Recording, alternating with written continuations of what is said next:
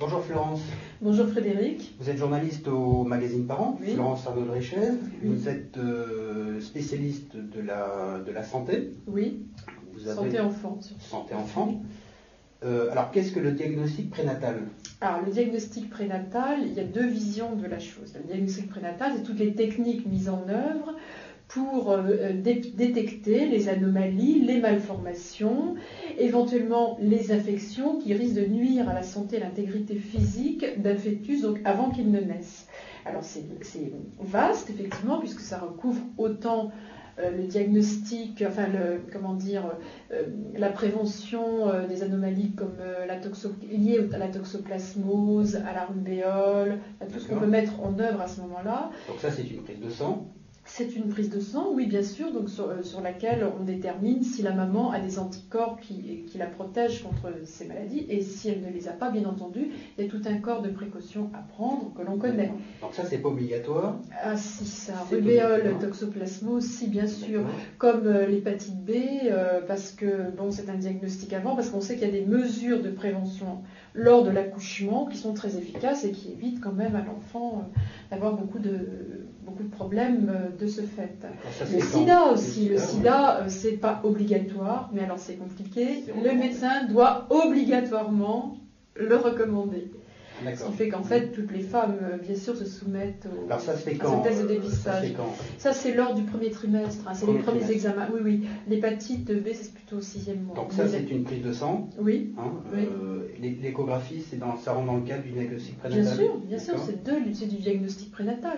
De même, la prise de sang, dans lesquelles on fait un dosage dès ce qu'on appelle les bêta-HCG, qui est l'hormone qui apparaît au moment de la grossesse.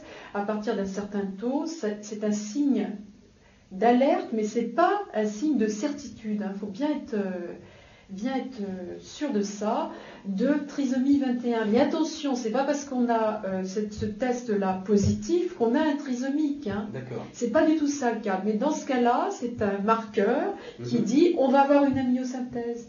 Et une amniosynthèse, non pas simplement à 37 ans, mais même si on a 20, 25 ans. Bon. Et à partir de cela, on fait un prélèvement donc, de liquide amniotique, on étudie les cellules fœtales qui flottent dans le liquide amniotique, et on regarde s'il y a la trisomie 21. Mais il y a toute une partie des femmes qui ont ce test positif qui n'ont pas la trisomie 21, il faut quand même se rassurer. En revanche, c'est un test d'élimination. Ça, c'est un diagnostic prénatal, effectivement. Donc, à tous les parents qui nous regardent, concrètement, comment ça se passe? Donc, la maman est enceinte, qu'est-ce qu'elle doit faire?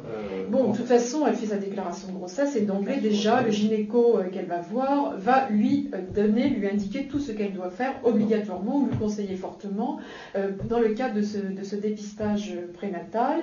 Et elle le fera parce qu'elle est obligée. Enfin, je veux dire, il y a un certain nombre de choses qui sont obligatoires. Hein, parce qu'au niveau des échographies, c'est pas encore. On ne sait pas si c'est 2, si c'est 3, si c'est 4. On ne sait pas bien. Enfin bon. Là, vous recommandez combien la recommandation, c'est 3. 3, classiquement, parce que la première détermine la viabilité de l'œuf, qu'elle n'est pas implantée dans les trompes, détermine le terme. La deuxième, fondamentale, du deuxième trimestre, parce qu'elle voit les anomalies morphologiques importantes, etc. Et celle du troisième trimestre voit les choses beaucoup plus précises. Alors, bien sûr, troisième trimestre, vous allez me dire, pour faire du diagnostic prénatal, oui, mais si quand même, parce qu'il y a des ressources dans la médecine fœtale.